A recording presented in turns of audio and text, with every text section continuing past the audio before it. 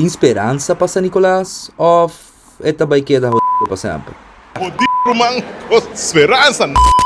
Sei que bata diz joke, pero fora de turchiste, tem hopi gente que de verdade tá sintesina. Esse aqui tá tem a primeira edição de San Nicolás Future Forum e nós tá punta nos meses depois de tanto encontro, planco a faia e boshi promessa baixi, que kotahasi é aqui, algo diferente. Essa aqui tá diferente. É processo que começar completamente independente e que acaba e research e turcos como mestre tem, por mim como tomar uma decisão over de lugar, como uma decisão econômica para desenvolver, mestre aguardo assim, tu recebe aguardo assim para conhecer. Lo qual nós tem a apresentação de resultado de research aí, por tomar 5 anos e aqui nós tem lo qual nós chamamos voz para San Nicolás. Kiko San Nicolás mes quer para su mês. Não somente Kiko é quer, pero Kiko está issues não que realmente nós temos que tackle. Super interessante, boa informação, a lot to take in. Nós estamos é futuro de San Nicolás, é gente young. Nós estamos para é gente young para não ter futuro, não? Isso é 100% verdade e não ganha, like é echt verdade.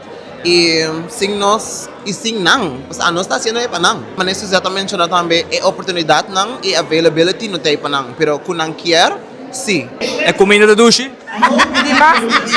And then my question is, were you able to curate in your demography and the factors of your demography? Did you look at ethnic backgrounds? Economia sexual que existe em San Nicolás, crime que existe em San Nicolás, unemployment que existe em San Nicolás. Tudo isso está realmente parte de research e o plano agora está indicar como nós vai resolver tudo isso e criar modelo econômico novo para San Nicolás. Tem esperança sobre isso, pero é gente antigo wake up, então antigo da parte do processo.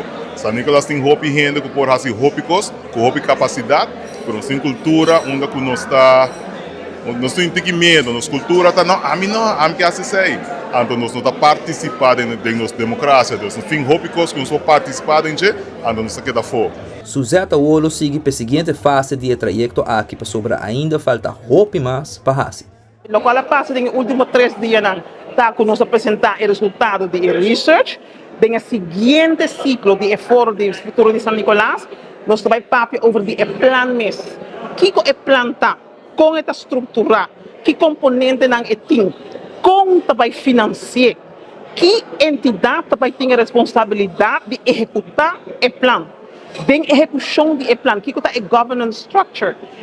Tudo isso é importante e está dentro do plano e essa é a palavra full dentro do seguinte ciclo de Fórum de Future San Nicolás. O futuro de San Nicolás está inclusivo.